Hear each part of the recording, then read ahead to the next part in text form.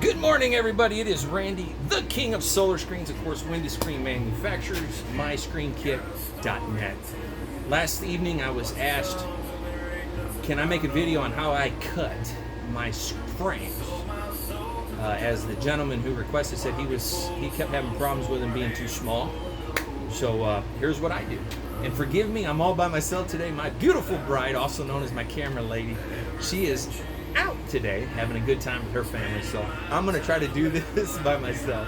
All right, so I'll do my best. But now, first thing I'm gonna always suggest is get yourself a blade that's 80 tooth or better.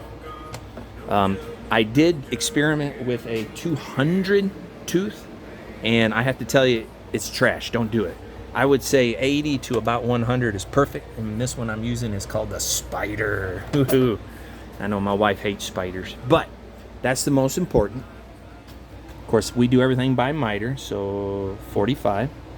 And then we always verify that we're at dead zero. Of course, this is where a T-square would come in handy as well, which, forgive me, I don't have the T-square here, as this is my little home shop that I created to make it as simple for you, the homeowner, as possible without having to worry about buying all that expensive hydraulic this and pneumatic that and yin yang twinkle pang and all the other things, whatever.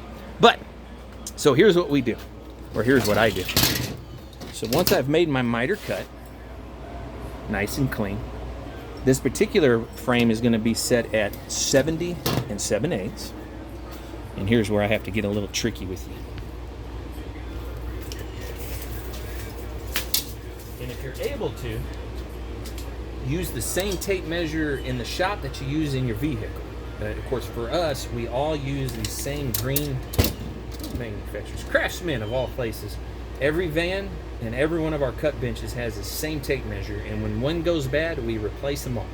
We just, of course, save the good ones. I'll use them at home or the guys or whatever, but that way you know that when you measured that window, in this case 70 and 7/8, the guy who cuts it is also doing the same, and that way when you come back with it, you're good.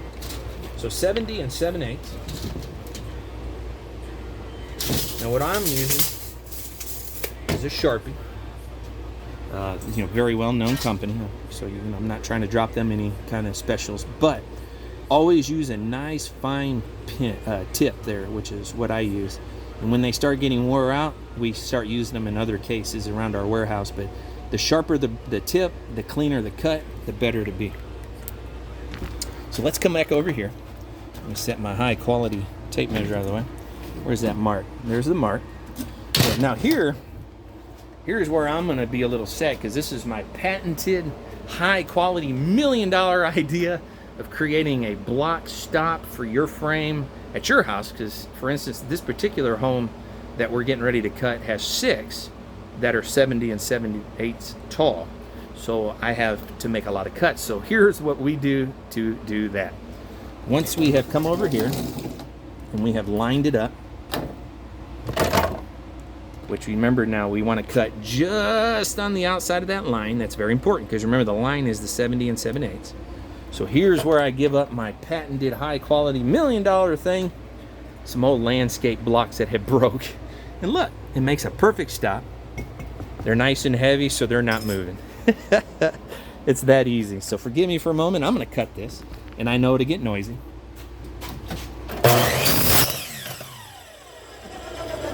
And as you can see, beautiful clean cut, no splintering, nothing, not even chipping the paint. That's where a quality blade will do you justice. So I'm going to try this one more time just to verify. 70 and 7/8 right on the nose. And keep in mind, it will not hurt to make it just a smidge, as much as a 16th smaller. That way, if you have an area or maybe there's a lot of brick that isn't exactly square, it'll make it easier to put that in there as well. But it's that easy, and hopefully that described what it is you were looking to do as far as how do I cut that without making it too short or too long. That's how we do it.